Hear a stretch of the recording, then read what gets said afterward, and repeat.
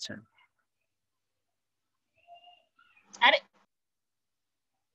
আচ্ছা এবার হচ্ছে বিসমিল্লাহির রহমানির রহিম। আমরা আলোচনা করছিলাম সূরাতুল কাউসার নিয়ে, এবং সূরাতুল কাউসার নাজিল হওয়ার প্রেক্ষাপট কি ছিল, শায়ানুন নুজুল কি ছিল, সেই বিষয়ে বলছিলাম যে আরবরা যার সন্তান নাই, নির্বংশ, তাকে বলা হতো আবতার। আবতার শব্দের শাব্দিক অর্থ হচ্ছে কর্তিত, মানে যার সন্তান নাই সে কেমন যেন কর্তিত, তার কোনো শাখা প্রশাখা নেই। সন্তান তো হচ্ছে মা বাবার একটা শাখা প্রশাখা। তো সন্তান নাই মানে হচ্ছে সে কর্তিত, তার কোনো শাখা প্রশাখা নাই, তার শিকড় নাই, তার বংশটা যে মানে বিস্তার লাভ করবে সেরকম না, তার শিকড় কাটা, আবতার বলা হতো। তো রাসূল করিম সাল্লাল্লাহু আলাইহি ওয়াসাল্লামের সন্তান যখন মারা যায়, কাসেম বা ইব্রাহিম যখন মারা যায়, দুই ধরনের বর্ণনাই আছে। তখন হচ্ছে আস ইবনে ওয়াইল বা অন্যান্য আরবের মুশরিকরাও আল্লাহ রসুলকে নিয়ে হাসি ঠাট্টা শুরু করলো, যে উনার আলোচনা কোনো জায়গাতে আসলেই তারা বলতো যে আরে মুহাম্মদের কথা বাদ দাও, তার তো সে তো নির্বংশ, সে হলো আবতার, সে হলো নির্বংশ, তাকে নিয়ে এত টেনশনের কিছু নাই। সে কয়েকদিন, সে মারা গেলেই তার নাম পৃথিবী থেকে মুছে যাবে। কারণ নর্মালি একজন বাবা মারা যাওয়ার পর সন্তানরা বাবার আদর্শকে ধারণ করে রাখে, বা সন্তানরা বাবার কাজগুলোকে সামনের দিকে এগিয়ে নিয়ে যায়। তো যেহেতু তার ছেলে সন্তান নাই, তারা মারা গিয়েছে, সুতরাং মোহাম্মদকে নিয়ে এত বেশি টেনশন করারও কোনো কিছু নাই, সে হলো নির্বংশ। তারা এই কারণে এগুলো বলতো আর কি মোহাম্মদ সাল্লাল্লাহু আলাইহি সাল্লামকে। তো উনাকে যখন এই আবতার বলা হতো, তিনিও একটু মনে একটু কষ্ট পেতেন। তো আল্লাহ রসুল সাল্লাল্লাহু আলাইহি সাল্লামকে সান্ত্বনা দেওয়ার জন্য আল্লাহ তাআলা এই সূরাতুল কাউসার নাযিল করলেন, এবং উনাকে সান্ত্বনা দিয়ে বললেন, বিসমিল্লাহির রহমানির রহিম, ইন্না আ'তাইনা কাল কাউসার। ইন্না নিশ্চয় আমি, ইন্না নিশ্চয় আমি। এখানে এটা ইন্না যে শুরুতে আমরা দেখতে পাচ্ছি, এই ইন্নাটা হলো ওই ইন্না আমরা যে হারফুল মুসাব্বা পড়েছিলাম, যেটা নিশ্চয়ই অর্থ প্রদান করে, ওই ইন্না। তো সেখানে কিন্তু ইন্নার ক্ষেত্রে, ইন্নার মধ্যে পরে কিন্তু আলিফ ছিল না, যেমন ইন্নাল্লাহা, যেমন এই যে দেখেন ইন্না শানি আকা, ইন্না, এই ইন্নার পরে কিন্তু আলিফ থাকে না, তো এখানে একটা আলিফ আছে। তার মানে শব্দটা এখানে ইন্না হচ্ছে যে হারফুল মুসাব্বা, যেটা নিশ্চয়ই অর্থ প্রদান করে, তাকিদ দেয় সেটা। আর এরপরে যেই ফার্স্ট পার্সনের যেই সর্বনামটা ছিল, প্রোনাউন ছিল না, যেমন কিতাবুনা, আমাদের, আমাদের বই, এই যে না যে সর্বনামটা ছিল, ওই সর্বনামটা হচ্ছে ইন্নার সঙ্গে যুক্ত হয়েছে, ফলে কি হলো, ইন্না না নিশ্চয়ই আমরা, ইন্না না নিশ্চয়ই আমরা, ডবল নুন। তো ডবল নুন হওয়ার কারণে এটাকে আরবিতে সংক্ষিপ্ত করে ইন্না বলা হয়। দুইভাবেই বলা যায়, ইন্না নাও বলা যায়, আবার চাইলে এক নুনকে ফেলে দিয়ে সংক্ষেপ করে ইন্নাও বলা যায়, মানে একটা নুনকে ফেলে দিয়ে সংক্ষেপ করে ইন্নাও বলা যায়। তাহলে এই যে ইন্না পরে যে আমরা নুন আলিফ দেখতে পাচ্ছি, এই নুন আলিফটা হচ্ছে ওই যে কিতাবুনা আমাদের বই, ওই আমাদের, আমাদের আমাদেরকে, ওই নুন সর্বনামের নুনটা। আর ইন্নার মধ্যে যে ডবল নুন, ডবল নুনের একটা নুনকে ফেলে দেওয়া হয়েছে এটাকে সংক্ষেপ করার জন্য। তাহলে এটাকে দুইভাবে বলা যায়, ইন্না যোগ না, ইন্না না, অথবা শুধু সংক্ষেপ করে ইন্না, দুইটার অর্থই হলো নিশ্চয়ই আমরা। তো এবং দুইটার মধ্যে পার্থক্য করার সিস্টেম হচ্ছে যে এই এখানে ইন্না যেটা, সেটার মধ্যে অবশ্যই ইন্নার পর আলিফ থাকবে, ইন্না টান হবে, ইন্না যেটা টান হবে সেটা আসলে মূলত ইন্না না নিশ্চয়ই আমরা। আর যেটা, যেটাতে শুধু ইন্না লেখা, দেখেন এটা দেখেন ইন্না শানি আকা, এটা হচ্ছে শুধু নুনটা। তাহলে ইন্না শানি আকা হুয়াল আবতার। তাহলে ইন্না নিশ্চয়ই আমি, আল্লাহ তাআলা নিজের ব্যাপারে বহুবচনের শব্দ ব্যবহার করেন সম্মানার্থে, ইন্না নিশ্চয়ই আমরা, আর আল্লাহর ক্ষেত্রে হলে নিশ্চয়ই আমি, নিশ্চয়ই আমি, আ'তাইনা, আ'ত ইউতি, আ'ত ইউতি, দেওয়া বা দান করা, এটা ইফআল গ্রুপের একটা ক্রিয়া। এটা আ'তয়া ছিল, আ'তয়া আফআলা, এই আফআলা ইউফাইলু গ্রুপের একটা ক্রিয়া, আফআলা ইউফাইলু। আ'তয়া ইউতি ইউ ছিল, পরে ওই যে বিবর্তন হয়ে আ'তয়া ইয়াটা আলিফ হয়ে গিয়েছে। যেহেতু আমরা নিয়ম পড়েছিলাম যে ইয়া যদি হারাকাত বিশিষ্ট হয় এবং তার আগের হরফে যদি জবর থাকে, তাহলে ওইটা, ওই ইয়াটাকে আলিফে রূপান্তরিত করা হয়, যেমন বাকায়া থেকে বাকা আমরা দার্সে দেখেছিলাম, সেরকম আ'তয়া থেকে আ'ত হলো। এরপরে এই বহুবচনে এসে এটা হয়ে গেল আ'তাইনা, শেষে নুন দেখে আমরা চিনতে পারছি এটা বহুবচনের একটা ফেলে মাদি। কারণ যে ফালতু, ফালনা, সেরকম আ'তাইতু আমি দান করেছি, আ'তাইনা আমরা দান করেছি।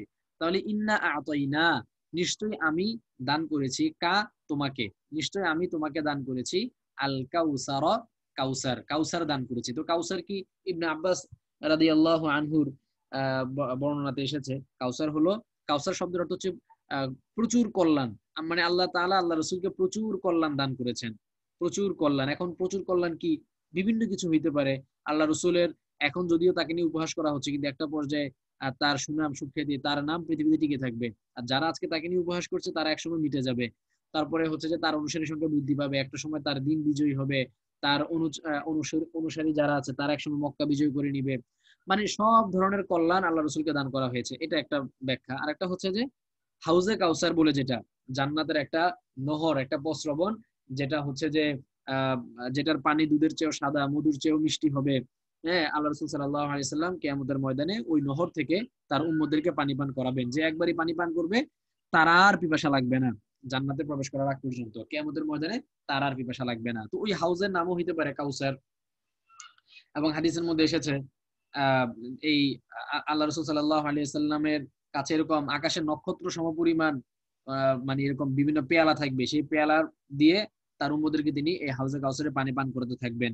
যারা আল্লাহ রসুলের সুন্নাহ অনুসরণ করেছে তিনি তাদেরকে হাউজে কাউসারের পানি পান করাবেন। আর যারা দিনের মধ্যে বেদাত তৈরি করেছে রাসূলের মৃত্যুর পরে, তারা পানি পান করতে আসলে ফেরেশতারা তাদেরকে তাড়িয়ে দিবে। তখন আল্লাহ রসুল ফেরেশতাদেরকে জিজ্ঞাসা করবেন যে তোমরা এদেরকে কেন তাড়িয়ে দিচ্ছ, এরা তো আমারই উম্মত। তখন ফেরেশতারা বলবে যে ইয়া রাসূলুল্লাহ, আপনি তো জানেন না আপনার মৃত্যুর পর তারা কি কি করেছে, মানে আপনার মৃত্যুর পর তারা অনেক বেদাত আবিষ্কার করেছে। তখন তাদেরকে আল্লাহ রাসূল তাড়িয়ে দিবেন। হ্যাঁ, সুহকান সুহকান লিমান গায়্যারা বাদি, আল্লাহ রাসূল এই কথা বলবেন যে যে এখান থেকে চলে যাও, ভাগো, যারা আমার পরে আমার দিনকে বিকৃত করে দিয়েছে, আমার দিনের মধ্যে যারা বেদাত সৃষ্টি করেছ, তোমরা আজকে দূর হয়ে যাও, ওদেরকে হাউজে কাউসারের পানি তিনি পান করাবেন না। তো যাই হোক, এই হতো সে হাউজে কাউসার। তো কাউসারের দুই ব্যাখ্যাই হইতে পারে। কাউসার, কাউসার শব্দটা আরবিতে ফাউআল ওজন এসেছে, মানে এটা একটা মুবালাগার শব্দ। মুবালাগা মানে যার মধ্যে আধিক্যতার অর্থ পাওয়া যায়, মানে প্রচুর পরিমাণের কল্যাণ আল্লাহ রসুলকে আল্লাহ তাআলা দান করেছেন, বা হাউজে কাউসারকে তিনি দান করেছেন। দুই ব্যাখ্যাই হইতে পারে। ফাসল্লি, ফাসল্লি ফা অতএব, যেহেতু আল্লাহ রসুলকে আল্লাহ তাআলা হাউজে কাউসার দান করেছেন, ফা অতএব, এটা হচ্ছে নতিজা। সুতরাং তার কর্তব্য কি, তা সুতরাং ফা, সুতরাং আপনার দায়িত্ব হচ্ছে সল্লি, আপনি নামাজ আদায় করুন। আমরা গত দার্সে আমরা দেখেছিলাম এই যে সূরা মাউনের মধ্যে সেখানে আমরা দেখেছিলাম সল্লা ইউসল্লি মানে এই যে মুসল্লিন, মুসল্লিনের মধ্যে এসে আমরা এটা ব্যাখ্যা করেছিলাম, বিস্তারিত বলেছিলাম যে ফাওয়াইলুল লিল মুসল্লিন, এখানে বলেছিলাম যে এটা সল্লা ইউসল্লি, এটা বাবে তাফঈল থেকে, তাফঈল গ্রুপের একটা ক্রিয়া। সল্লা ইউসল্লি, সল্লায়া ছিল, সেখান থেকে বিবর্তন হয়ে সল্লা ইউসল্লি। তো সল্লা ইউসল্লি এটা তো ছিল মাদি এবং মুদরি, আর এটার আমর বা আদেশসূচক ক্রিয়া হবে সল্লি। আদেশসূচক ক্রিয়া গঠন করার জন্য ওই যে মুদরির যে আলামতটা আছে শুরুতে যে ইয়া, ওই ইয়াটাকে উঠিয়ে দিতে হয়, ঠিক আছে, ওই ইয়াটাকে সরিয়ে দিতে হয়। তাহলে সল্লি, এই ইউসল্লি থেকে, তুসল্লি থেকে এই তা যেটা ছিল মুদরির আলামত, এটাকে ফেলে দেওয়া হয়েছে, তারপরে হয়ে গেল কি সল্লি। এবং শেষের যে ইয়া ছিল এই ইয়াটাকে বিলুপ্ত করে দেওয়া হয়েছে। তো সল্লি মানে হচ্ছে আপনি সালাত আদায় করুন। ফা অতএব বা সুতরাং সল্লি, আপনি সালাত আদায় করুন, আপনি নামাজ আদায় করুন। লি রব্বিকা, আপনার রবের জন্য। লাম হারফুল জার, রব্বুকা আপনার রব, আর লাম হারফুল জারের কারণে রব্বুনের মধ্যে জের হচ্ছে, লি রব্বিকা আপনার রবের জন্য, আপনি আপনার রবের জন্য সালাত আদায় করুন। ওয়ান হার, এবং ইনহার, নাহারা ইয়ানহারু, এটা ফাতাহা ইয়াফতাহু গ্রুপের একটা ক্রিয়া, এখানে আদেশসূচক ক্রিয়া হয়েছে। এটা ফাআলা ইয়াফআলু থেকে যেমন ইফআল, এরকম নাহারা ইয়ানহারু থেকে ইনহার, মানে আপনি জবাই করুন, নহর করুন। নহর বলা হয় কুরবানি করাকে। স্বাভাবিকভাবে আরবি ভাষায় জাবহুন মানে ছাগল বা গরু যেগুলো হচ্ছে ছুরি চালিয়ে কাটা হয়, গলা কাটা হয়, এগুলোকে বলা হয় জবাহ করা, জাবাহ, জাবহুন। আর উটকে যেভাবে কোরবানি করা হয়, উটের কোরবানি হয়তো আপনারা দেখেছেন, না দেখলে ইউটিউবে দেখবেন যে উট কিভাবে জবাই করে। উটকে কিন্তু গরুর মতন ফেলে গলা কেটে জবাই করা হয় না, উটকে বরং দাঁড়ানো থাকা অবস্থায় ওই গলার নিচে আস্তে ছুরি দিয়ে গলার রগটা কেটে দেওয়া হয়। তারপরে রক্ত বের হতে হতে উটটা এক পর্যায়ে দুর্বল হয়ে এমনিতেই পড়ে যায়। এটাকে বলা হয় নহর করা। তো উটকে কোরবানি করার যে তরিকা, ওইটাকে বলা হয় নহর। আর স্বাভাবিকভাবে আমরা গরু ছাগল যেভাবে জবাই করি, মুরগি জবাই করি, হাঁস জবাই করি, এগুলোকে বলা হয় জাবাহ। তো এই নাহার, ওয়ান হার মানে হচ্ছে আপনি নহর করুন। নহর করুন মানে আপনি কোরবানি করুন, মানে আপনি আপনি এই ইয়ার নামে, আল্লাহর নামে কোরবানি করুন। ওয়ান হার, আপনি নহর করুন মানে কোরবানি করুন। ওয়ান হার, ইনহার ছিল, ইনহার শুরুতে যে হামজাটা, এই হামজাটার নাম হচ্ছে হামজাতুল ওয়াসলি। এই হামজাটা মানে এই হামজাটা পূর্বের কোন শব্দের সঙ্গে মিলে আসলে উচ্চারণে আর আসে না, উচ্চারণে আর আসে না। যেমন দেখেন আল আলামিন, এই যে সূরা ফাতিহার মধ্যে আলহামদুলিল্লাহি রব্বিল আলামিন, তো শব্দটা হচ্ছে আল আলামিন, আল ছিল, কিন্তু যখন আমরা আগে শব্দের সঙ্গে মিলিয়ে পড়ছি আল আলামিন, তখন কিন্তু আর এই আর উচ্চারণটা আসছে না, রব্বিল আলামিন। যেমন এখানেই দেখেন ইন্না আতাইনা কাল কাউসার, আসলে শব্দটা তো কি ছিল আল কাউসার, কাউসার মানে কিন্তু হাউজে কাউসার, শুরুতে আমরা আল যুক্ত করেছি আল কাউসার, আল কাউসার। কিন্তু দেখেন যখন আমরা আগের শব্দের সঙ্গে মিলিয়ে পড়ছি তখন কিন্তু হামজার উচ্চারণটা আর আসছে না। ইন্না আতাইনা কাল কাউসার, কাফ এসে সরাসরি লামকে ধরছে, মাঝখানে আলিফের উচ্চারণটা বিলুপ্ত হয়ে যাচ্ছে। তো এটা এই ধরনের হামজাকে বলা হয় হামজাতুল ওয়াসল। ওয়াসল মানে হচ্ছে মিলিত, পূর্বের শব্দের সঙ্গে মিলিয়ে পড়লে এটা উচ্চারণে আর আসে না। তো এই সুলাসি মুজাররাদের যেই আদেশসূচক যে ক্রিয়াগুলো আছে এগুলোর মধ্যে শুরুতে যে হামজাটা, যেমন নাসার ইয়ানসুর থেকে উনসুর, দরবা ইয়াদরিবু থেকে ইদরিব, ফাতাহা ইয়াফতাহু থেকে ইফতাহ, ফাতাহা ইয়াফতাহু ইফতাহ, এই হামজাগুলো হচ্ছে হামজাতুল ওয়াসল, এগুলো পূর্বের শব্দের সঙ্গে মিলিয়ে পড়লে উচ্চারণে আর আসবে না। এই কারণে ফাসাল্লি লিরাব্বিকা ওয়ানহার, এবং আপনি কুরবানি করুন। ইন্না নিশ্চয়ই, ইন্না নিশ্চয়ই, শানি আকা আপনার নিন্দাকারীরা, শানি উন মানে নিন্দাকারী, ইন্না এসে তার পরবর্তী শব্দের মধ্যে নসব নামক পরিবর্তন দিচ্ছে জবরের মাধ্যমে, ইন্না শানি আকা, শানি আকা মানে আপনার সমালোচনাকারীরা, আপনার যারা নিন্দা করে তারা, ইন্না শানি আকা আপনার নিন্দাকারীরা, হুয়াল আবাতার, শানি আকার পরে আবার এটা হুয়া না হয়েছে, এটাকে তাকিদ দেওয়ার জন্য যে নিশ্চয়ই আপনার নিন্দাকারীরাই আল আবাতারু কর্তৃত, নির্বংশ, লেজ কাটা, আবতার বলা হয় যারা লেজ কাটা বা কর্তৃত। তো ইন্না শানিয়াকা হুয়াল আবতার, নিশ্চয়ই আপনার সমালোচনাকারীরাই, এখানে হুয়াটা না দিলেও হতো, ইন্না নিশ্চয়ই, শানিয়াকা আপনার নিন্দাকারীরা, আল আবতার কর্তৃত বা লেজ কাটা।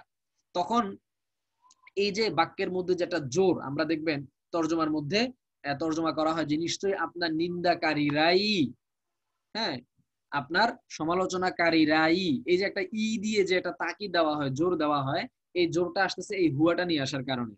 হ্যাঁ, কা নিয়ে আসা হলো আবার হুয়াও নিয়ে আসা হলো, দুইটাকে একসঙ্গে আনার কারণে এখানে বাক্যের মধ্যে একটা জোর তৈরি হচ্ছে, ইন্না শানি আকা হুয়াল আবতার, আপনার সমালোচনাকারীরাই হলো নির্বংশ বা লেজ কাটা। এখন এটা হচ্ছে যে আল্লাহ রসুলকে আল্লাহ তাআলা সান্ত্বনা দিলেন সমালোচনার ব্যাপারে, যাতে তিনি মন খারাপ না করেন, তাকে হাউজে কাউসার দান করেছেন, এবং তাকে বেশি বেশি আল্লাহ তাআলার জন্য নামাজ পড়া এবং কোরবানি করার আদেশ করেছেন, এবং একটা ভবিষ্যৎবাণীও করে দিয়েছেন যে যারা আপনার আজকে সমালোচনা করছে একসময় এরাই নির্বংশ হয়ে যাবে। এবং আমরা কোরআনের এই বাস্তব এই ভবিষ্যৎবাণীর বাস্তবায়নও দেখি যে যারা রসুলের বিরোধিতা করেছে আজকে তাদের নাম গন্ধও নাই, আর রসুলের নাম পুরো পৃথিবীর সব জায়গায় ছড়িয়ে পড়েছে, সবাই রসুলের নামে দুরূদ পড়ছে, রসুলের নামে কত কত মানে কত রকমের গজল, কত রকমের নাদ, রসুলের সম্মানার্থে, রসুলের ইশক মহব্বতে কত কত কবিতা রচিত হচ্ছে, মানে সব জায়গায় রসুল করিম সাল্লাল্লাহু আলাইহি সাল্লামের নাম মানুষ মহব্বতের সাথে স্মরণ করছে, তার উপর প্রতিনিয়ত মানুষ দুরূদ পড়ে যাচ্ছে। তো এই রসুলের নাম আছে না এক সূরার মধ্যে, ওয়ারাফা'না লাকা যিকরাক, আপনার রব আপনার নামকে, আপনার আলোচনাকে সুউচ্চ করেছেন, ওয়ারাফা'না এবং আমি উঁচু করেছি, লাকা আপনার জন্য, যিকরাকা আপনার স্মরণ, আপনার আলোচনা, আপনার জিকিরকে আমি উঁচা করেছি, সব জায়গায় আপনার আলোচনা হবে, আর যারা আপনার শত্রু তারা নিক্ষিপ্ত হবে কালের গর্বে। তা আমরা সেটাই দেখি বাস্তবে রসুলের নাম টিকে আছে, রসুল নির্বংশ হয়ে যাননি, তার বংশের লোকেরা সাইয়্যিদ বংশ আজও টিকে আছে, কিন্তু যারা তার শত্রু ছিল তারা টিকে নেই। আচ্ছা, এরপরে আমরা চলে আসবো সূরাতুন নাসরে, যেহেতু আমাদের সূরা কাফিরুন পড়া হয়েছে আগে। সূরাতুন নাসরি মাদানিয়াতুন, সূরাতুন নাসরি, নাসরুন শব্দের অর্থ হচ্ছে সাহায্য করা, এটা আমরা অর্থটা আমরা আগে থেকে আমরা জানি, যেহেতু যে নাসরা ইয়ানসুরু গ্রুপের ক্রিয়াগুলো আমরা পড়েছি, নাসারা মানে সাহায্য করা, আর নাসরু সাহায্য করা, সেখান থেকে নাসারা ইয়ানসুরু নাসারা গ্রুপে এসেছিল। তো আন নাসরু মানে সাহায্য করা, সূরাতুন নাসরি মুদাফ মুদাফ ইলাইহি হওয়ার কারণে নাসরুনের মধ্যে জের এসেছে, সূরাতুন নাসরি, নাসরের সূরা, এটা সাহায্যের সূরা। এই সূরার মধ্যে আল্লাহ তাআলা যে মুসলমানদেরকে সাহায্য করবেন এবং আল্লাহর পক্ষ থেকে মুসলমানরা সাহায্য পাবে সেই বিষয়ে ভবিষ্যৎবাণী করা হয়েছে এই সূরার মধ্যে। তো এবং এই সূরার মধ্যে মক্কা বিজয় হয়ে যাবে সেই বিষয়েও একটা ভবিষ্যৎবাণী করা হয়েছে। খাইবার যুদ্ধ থেকে ফেরার পথে মক্কা বিজয়ের পূর্বে সম্ভবত 7ম হিজরিতে এই সূরাটা অবতীর্ণ হয় মদিনাতে, মাদানিয়াতুন মানে হিজরতের পরে মদিনাতে সূরাটা অবতীর্ণ হয়। সেই হিসেবে মাদানিয়াতুন, সূরাটা হচ্ছে মাদানী একটা সূরা। বিসমিল্লাহির রহমানির রহিম। এবং এই সূরার মধ্যে আল্লাহ রাসূল সাল্লাল্লাহু আলাইহি ওয়াসাল্লামের মৃত্যুর ইঙ্গিতও আছে। হ্যাঁ, যে কারণে এই সূরা নাজিল হওয়ার পর আল্লাহ রাসূল সাল্লাল্লাহু আলাইহি ওয়াসাল্লাম যখন এক মজলিসে এই সূরাটা তেলাওয়াত করেছিলেন, তখন সমস্ত সাহাবায়ে কেরাম খুব খুশি হয়েছিলেন যে মুসলমানদের এতদিন পরে মুসলমানদের আল্লাহর পক্ষ থেকে সাহায্য প্রাপ্ত হওয়া এবং মক্কা বিজয় করার একটা ভবিষ্যৎবাণী পাওয়া গেল। তো মুসলমানদের এই বিজয়ের আগাম সুসংবাদ পেয়ে সকল সাহাবায়ে কেরাম খুশি হলেও হযরত আব্দুল্লাহ ইবনে আব্বাস রাদিয়াল্লাহু আনহু, যিনি সাইয়্যিদুল মুফাসসিরিন ছিলেন, মুফাসসিরদের সর্দার ছিলেন এবং তাফসীরের ব্যাপারে সাহাবায়ে কেরামের মধ্যে সবচেয়ে ভালো জ্ঞান রাখতেন হচ্ছেন সাহাবী আব্দুল্লাহ ইবনে আব্বাস রাদিয়াল্লাহু আনহু। তো উনার জ্ঞানের একটা ইঙ্গিত এখান থেকেও পাওয়া যায় যে সমস্ত সাহাবায়ে কেরাম যখন খুব আনন্দিত হয়েছিলেন, তখন তিনি কান্না করা শুরু করলেন। তা আল্লাহ রাসূল জিজ্ঞাসা করলেন যে তুমি কাঁদছো কেন? সবাই খুশি, এত বড় একটা সুসংবাদ আসলো। তখন তিনি বললেন যে এই সূরার মধ্যে আপনার মৃত্যুর ইঙ্গিত আছে, এই সূরার মধ্যে আপনার মৃত্যুর ব্যাপারে ইঙ্গিত আছে। কারণ এই সূরার মধ্যে মক্কা বিজয়ের কথা আছে, আর মক্কা বিজয় যখন হয়ে যাবে তখন তো আল্লাহ রাসূল সাল্লাল্লাহু আলাইহি ওয়াসাল্লাম যেই মিশন নিয়ে দুনিয়াতে এসেছিলেন সেই মিশনেরও পরিসমাপ্তি ঘটবে। আর যখন একজন মানুষকে যে মিশনে পাঠানো হয় তার মিশন যখন শেষ হয়ে যায় তখন কিন্তু তাকে তারা থাকা দরকার পড়ে না ওই জায়গাতে, তাকে ওখান থেকে সরিয়ে নেওয়া হয়। তো রাসূল যেহেতু তাওহীদ প্রতিষ্ঠা করার জন্য পৃথিবীতে আগমন করেছিলেন আর মক্কা বিজয় করার মাধ্যমে এই বিষয়টা একটা পূর্ণতায় পৌঁছে যাবে, তো সুতরাং রাসূলের আর থাকার প্রয়োজন পড়বে না। তো যখন প্রয়োজন পড়বে না তার মানে তখন তার মৃত্যু হয়ে যাবে। সেই হিসেবে এই সূরার একটা নাম হচ্ছে সূরাত ওয়াদঈ। ওয়াদউন মানে হচ্ছে বিদায় দেওয়া। তো যাই হোক, বিসমিল্লাহির রহমানির রহিম। ইযা জাআ নাসরুল্লাহি ওয়াল ফাতহ। ইযা শব্দের অর্থ হচ্ছে যখন। এই জিনিসটা মনে রাখবেন, ইযা শব্দটা আরবি ভাষাতে ইযা শব্দটা আরবি ভাষাতে ফেলে মাদি শুরুতে আসে, কিন্তু ফেলে মাদি শুরুতে এসে ফেলে মাদিকে ফেলে মুদরির অর্থে রূপান্তরিত করে। আমরা এর আগে পড়েছিলাম যে ফেলে মুদরির শুরুতে লাম যুক্ত হয়ে ফেলে মুদরিকে ফেলে মাদির অর্থে রূপান্তরিত করে, মানে বর্তমান এবং ভবিষ্যৎকালের অর্থ প্রকাশ করে যে ফেলটা, সেই ফেলটাকে অতীতকালের অর্থে রূপান্তরিত করে লাম এসে।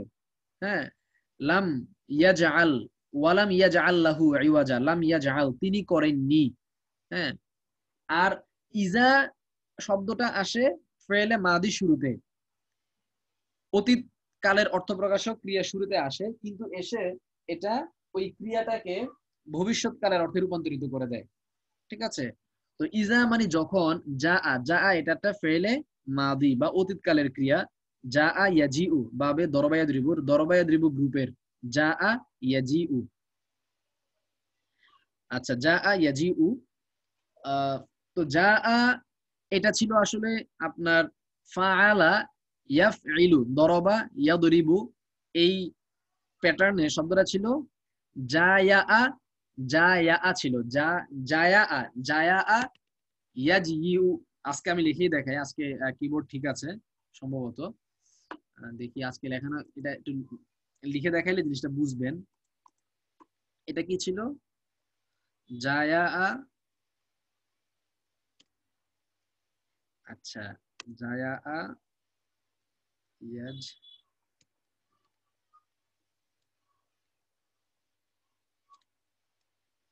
আচ্ছা, শব্দটা ছিল এই যে এরকম,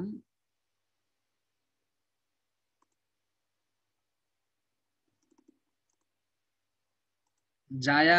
হ্যাঁ, ফাআলা ইয়াফইলুনা দরবা ইয়াদরিবু, ওই প্যাটার্নে একই রকমের, যেহেতু এটা দরবা ইয়াদরিবু গ্রুপের একটা ক্রিয়া, তো সুতরাং এটার মানে ওজনটা, এটার মাপটা তো হুবহু দরবা ইয়াদরিবুর মতোই হবে। তাহলে এটা কি ছিল?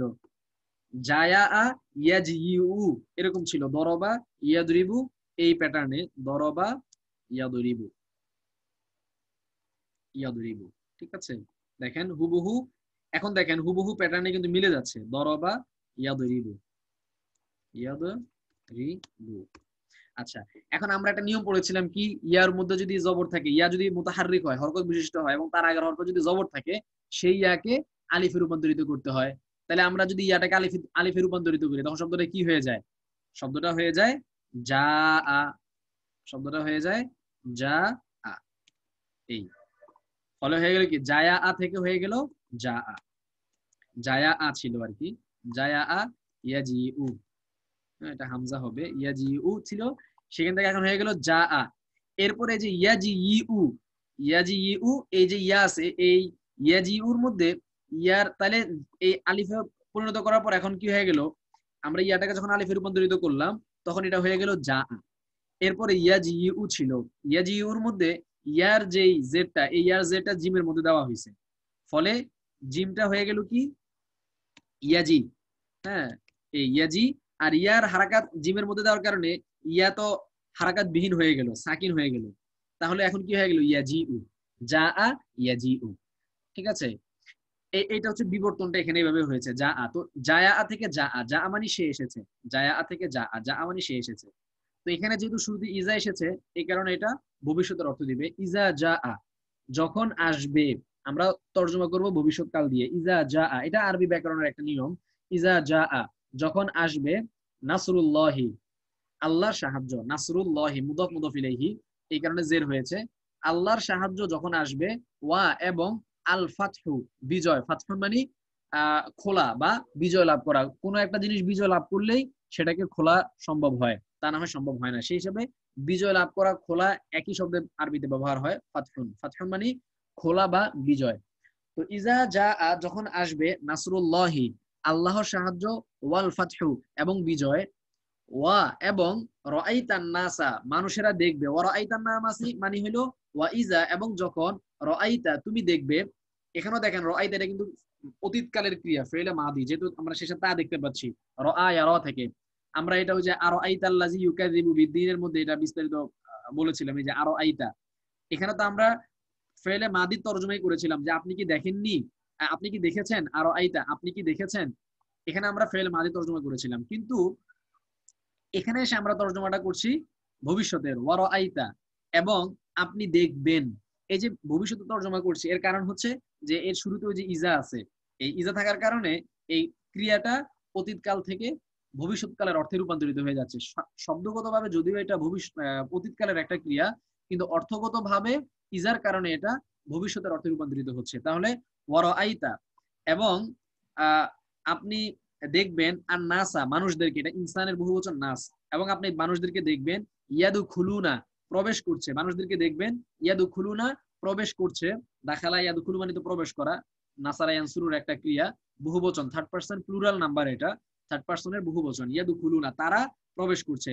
তো আপনি মানুষদেরকে দেখবেন, ইয়াদু খুলুনা তারা প্রবেশ করছে, ফি মধ্যে দীনিল্লাহি আল্লাহর দিনের মধ্যে, আল্লাহর দিনের মধ্যে তারা প্রবেশ করছে। ফি হারফুল জরের কারণে দিনের মধ্যে জের হলো, আর দিন মুদফ, আল্লাহ মুদফ ইলাইহি, এই কারণে আল্লাহর মধ্যে জের হলো, দীনিল্লাহি মানে আল্লাহর দিনের মধ্যে, আল্লাহর দিনের মধ্যে প্রবেশ করছে।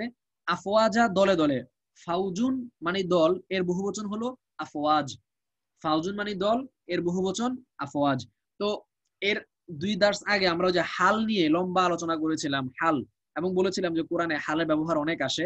হাল হলো ক্রিয়া সংগঠিত করার সময়, মানে কর্তা অথবা কর্ম, কর্তা অথবা কর্মের অবস্থাটাকে প্রকাশ করে, এটাকে আরবিতে বলা হয় হাল। তো এখানে দেখেন ক্রিয়া সংগঠিত হওয়ার সময় কর্তার অবস্থাটা প্রকাশ করছে, যে মানুষরা আল্লাহর দিনের মধ্যে প্রবেশ করবে। তো প্রবেশ করার সময় তাদের অবস্থা কেমন হবে, তাদের অবস্থা হবে তারা তখন দলে দলে থাকবে, মানে একজন দুইজন করে আসবে না, বরং দলে দলে আসবে। তো এখানে আসলে অনেক মানুষ আছে যারা হচ্ছে যে মানে ইসলাম গ্রহণ করার জন্য তারা আন্তরিকভাবে আগ্রহী ছিল, কিন্তু তারা নানান কারণে ইসলামটাকে প্রকাশ্যে গ্রহণ করতে পারছিল না। তারা সবাই অপেক্ষা করছিল যে মক্কা যদি বিজয় হয়ে যায় তাহলে হচ্ছে যে আমরা ইসলাম গ্রহণ করব, কারণ মক্কা বিজয় হয়ে গেলে মোহাম্মদের আনিত ধর্ম সত্য ধর্ম, এই ব্যাপারে আর কোনো সন্দেহ থাকবে না, কারণ সত্য ধর্ম যদি না হতো তাহলে তার পক্ষে মক্কা বিজয় করা সম্ভব না। তো যদি মক্কা বিজয় করে ফেলে এবং কাবা ঘর তার প্রধানত হয়, তাহলে এর মানে হলো অবশ্যই ইসলাম ধর্ম একটা সত্য ধর্ম। আর কাবা ঘর মুহাম্মদের কর্তৃত্বের মধ্যে চলে আসার মানেই হলো পুরো আরবের ক্ষমতা তার কাছে চলে আসা, কারণ আরবের মূল কেন্দ্রবিন্দু ছিল এই কাবা, কাবাকে কেন্দ্র করে তাদের সবকিছু পরিচালিত হতো। তো অনেক মানুষ অপেক্ষায় ছিল, যখন দেখলো যে হ্যাঁ, এই কারণে আল্লাহ তাআলা বলতেছেন যে ইজা জা নাসরুল্লাহি ওয়াল ফাতহু, যখন আল্লাহর সাহায্য আসবে এবং বিজয় আসবে। বিজয় মানে এখানে মক্কা বিজয় উদ্দেশ্য, ওয়াল ফাতহ বিজয় মানে মক্কা বিজয়। তো মক্কা বিজয় যখন হয়ে যাবে, তখন মানুষের মধ্যে যে ডাউট ছিল সেই ডাউটটাও দূর হয়ে যাবে। তখন আপনি ওয়ারাআইতান নাসা, এবং তুমি দেখবে মানুষদেরকে, ইয়াদখুলুনা তারা প্রবেশ করছে, ফি দীনিল্লাহি আল্লাহ ধর্মের মধ্যে। তা আল্লাহর ধর্মের মধ্যে, আল্লাহর দ্বীনের মধ্যে তারা প্রবেশ করছে, এই প্রবেশ করার সময় তাদের অবস্থাটা হবে আফওয়াজা, দলে দলে। এই হাল হওয়ার কারণে এটার মধ্যে নসব নামক পরিবর্তন ঘটেছে, দলে দলে তারা আল্লাহর ধর্মের মধ্যে প্রবেশ করবে। ফা, সুতরাং সাব্বিহ, তো যখন এরকম দেখা হবে তখন ফাসাব্বিহ, তুমি তাসবিহ আদায় করো। সাব্বাহা ইউসাব্বিহু, তাফঈল গ্রুপের যে ক্রিয়া, সাব্বাহা ইউসাব্বিহু, যে ফাআলা ইউফাইলু গ্রুপের ক্রিয়া, সাব্বাহা ইউসাব্বিহু থেকে এটা আমর, আদেশসূচক। আদেশসূচক করতে হইলে আপনার যেই সেকেন্ড পারসনের যে রূপটা আছে, শব্দটা আছে যে তুসাব্বিহু, এই তুসাব্বিহু থেকে শুরুতের যে তাটা, এই শুরুর তাটাকে ফেলে দিতে হবে, মুদরির আলামতটাকে ফেলে দিতে হবে এবং শেষ হরফে সাকিন দিয়ে দিতে হবে। তাহলে তুসাব্বিহু থেকে সাব্বিহ, হ্যাঁ তুসাব্বিহু থেকে সাব্বিহ। এটা আমি একটু লিখে দেখাই তাহলে আপনারা বুঝবেন, কারণ আদেশসূচক ক্রিয়াগুলো কিভাবে গঠন করতে হয় সেটা আপনাদের একটু কাঁচা রয়ে গেছে আর কি, এটা আমি লিখে দেখালে বুঝবেন। এই যে তুসাব্বিহু ছিল মানে তুমি তাসবিহ পড়বে, তুসাব্বিহু, তুসাব্বিহু, সাব্বাহা সে তাসবিহ পড়েছে, ইউসাব্বিহু সে তাসবিহ পড়বে, তুসাব্বিহু তুমি তাসবিহ পড়বে। এই তুসাব্বিহু থেকে শুরুতে যে তাটা, মুদরির যে আলামত, এটাকে ফেলে দিতে হবে। তা আমরা ফেলে দিলাম, এটাকে তু ফেলে দিলাম, আর শেষ করে সাকিন করে দিতে হবে। তাহলে কি হয়ে গেল? সাব্বিহ, তুসাব্বিহু থেকে সাব্বিহ, তুকাব্বিরু থেকে কাব্বির, তুসাল্লিমু থেকে সাল্লিম, আল্লাহুম্মা আমরা পড়ি না আল্লাহুম্মা সাল্লি ওয়া সাল্লিম, এই যে সাল্লাম মানে সালাম পেশ করা, সেখান থেকে সাল্লিম, তুসাল্লিমু তুমি সালাম পেশ করো, আর তা ফেলে দিয়ে শেষক করে সাকিন দিয়ে দিলে হয়ে যায় সাল্লিম। তুসাল্লিমু থেকে সাল্লিম মানে তুমি সালাম করো, তুমি সালাম পেশ করো বা তুমি শান্তি বর্ষণ করো। তো আমরা দুরুদের মধ্যে পড়ি আল্লাহুম্মা সাল্লি ওয়া সাল্লিম, হে আল্লাহ আপনি সালাত এবং সালাম পেশ করেন, মানে সালাত এবং সালাম মানে শান্তি বর্ষণ করুন, আলা নাবিয়িনা মুহাম্মদ, আমাদের নবী মুহাম্মাদের উপরে। তো এরকম ফাসাব্বিহ, ফা, সুতরাং সাব্বিহ আপনি তাসবিহ পড়ুন, বিহামদি রব্বিকা, বি বা মানে সাথে, এখানে বা শব্দের অর্থ সাথে, হরফুল জর, হামদুন মানে তো প্রশংসা, এটা আমরা আগে থেকে জানি, আর রব্বিকা তোমার রবের। তো এখানে একটা শব্দ আরেকটা শব্দের দিকে মুদফ হচ্ছে, বিহামদি রব্বিকা তোমার রবের প্রশংসা, হামদু রব্বিকা, কা তোমার, রব তো রব, আর হামদু মানে প্রশংসা, তাহলে হামদি রব্বিকা উল্টা দিক থেকে হবে, মুদফ মুদফ ইলাইহি তরজমা উল্টা দিক থেকে হয়, ঠিক না? এটা আমরা আগে পড়েছিলাম। তো তোমার রবের প্রশংসার সাথে তুমি তাসবিহ পাঠ করো, ওয়া এবং ইস্তাগফিরহু তার কাছে ক্ষমা প্রার্থনা করো, ইস্তিগফার করো। এটা ওই যে ইস্তাগফারা ইস্তাগফিরু, এটা ইস্তাফআলা ইস্তাফিলু যে গ্রুপ ছিল, ইস্তাফআলা ইস্তাফিলু গ্রুপের ক্রিয়া, মানে অর্ডার, আমর, আদেশ সূচক ইস্তাগফির। হ্যাঁ আচ্ছা, এই কার জন্য মনে হয় অডিও চালু আছে, অডিওটা একটু মিউট করে নিয়েন। ওয়াস্তাগফির মানে আপনি ইস্তিগফার করুন, এটাও মনে করেন ইস্তাগফারা ইস্তাগফিরু, তাস্তাগফিরু ছিল শব্দটা, দেখেন তাস্তাগফিরু ছিল, তাস্তাগফিরু। তো এই যে তাস্তাগফিরু ছিল,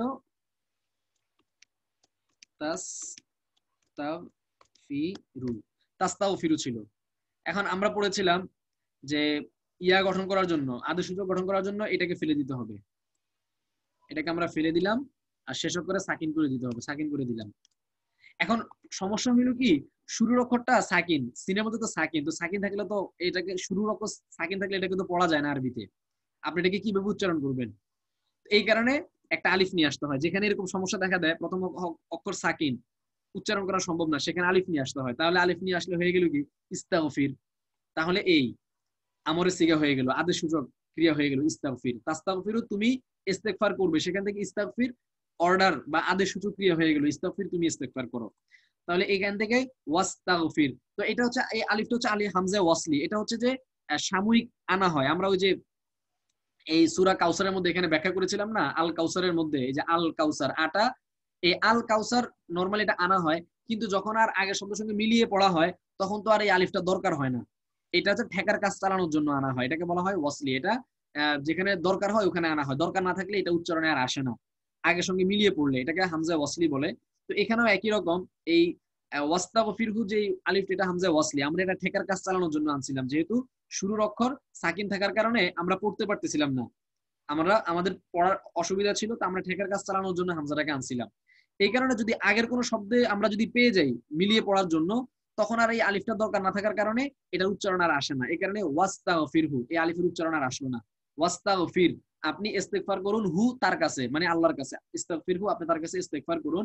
ইন্নাহু, নিশ্চয়ই তিনি, নিশ্চয়ই তিনি মানে নিশ্চয়ই আল্লাহ তাআলা, কানা তাওয়াবা, ইন্নাহু নিশ্চয়ই তিনি, তাওয়াবুন, তাওয়াব মানে হচ্ছে তওবা কবুলকারী, তওবা গ্রহণকারী, নিশ্চয়ই তিনি তওবা গ্রহণকারী, মানে তিনি মানে ক্ষমা চাইলে তিনি ক্ষমা করে দেন। ইস্তেগফার মানে তো হচ্ছে ক্ষমা প্রার্থনা করা। তো ওয়াস্তাগফিরহু, তুমি ইস্তেগফার করো, ইস্তেগফার করো মানে তুমি তার কাছে ক্ষমা প্রার্থনা করো। তো আল্লাহ রাসূলের তো কোনো গুনাহ ছিল না, তিনি ক্ষমা প্রার্থনা করবেন কেন?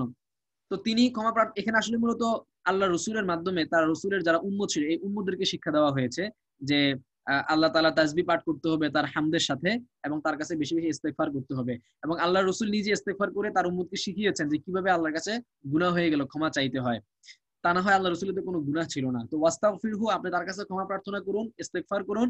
ইন্নাহু, নিশ্চয়ই তিনি, কানা তাওয়াবা, ক্ষমা কবুলকারী। তো আমরা এখানে কানার আলোচনা আমরা পড়েছিলাম যে আল্লাহ তাআলার জন্য যদি কানা শব্দটা আসে, তো নরমালি তো কানা শব্দের অর্থ হচ্ছে ছিল। যেমন কানা রশিদুন আলিমান, রাশেদ আলেম ছিল। হ্যাঁ, কানা ইব্রাহিমু নাবিয়ান, ইব্রাহিম নবী ছিলেন। কানা মুহাম্মাদুন নাবিয়ান, মুহাম্মদ নবী ছিলেন। এই কানা এটা অতীতকালের কোন একটা জিনিস ছিল এরকম কি বোঝায়। কিন্তু যদি আল্লাহর জন্য ব্যবহার হয় তখন কানাটা অতীতে ছিল এখন নাই এরকম বোঝায় না, বরং কানা দিয়ে তখন বোঝানো হয় এটা সব সময়ই ছিল। তো ইন্নাহু কানা তাওয়াবা মানে আল্লাহ তাআলা সব সময় হলেন তওবা কবুলকারী। যখনই আল্লাহর কাছে কেউ তওবা করে তখনই তিনি তার তওবাকে গ্রহণ করে নেন। যাক আলহামদুলিল্লাহ, আমরা মোটামুটি দুটো সূরা শেষ করে ফেললাম। আহ মাত্র আর 1 মিনিট আছে, 1 মিনিট পরেই লাইনটা কেটে যাবে। তো আজকে এতটুকু থাকুক। আশা করি আজকে দার্সে তেমন জটিল কোনো কিছু ছিল না, আর যা ছিল সেটা আপনারা আশা করি ধরতে পেরেছেন, বুঝতে পেরেছেন। এভাবে যদি আমরা আরো পড়তে থাকি, আরো ধারাবাহিকভাবে পড়তে থাকি, তাহলে ইনশাআল্লাহ এটা সহজ হয়ে যাবে আমাদের জন্য। তাহলে আজকে এতটুকু থাকুক। সুবহানাল্লাহি ওয়া বিহামদিহি, সুবহানাল্লাহিল আযীম, আশহাদু আল্লা ইলাহা ইল্লা আনতা, আস্তাগফিরুকা ওয়া আতুবু ইলাইক। আসসালামু আলাইকুম ওয়া রাহমাতুল্লাহি ওয়া বারাকাতুহু।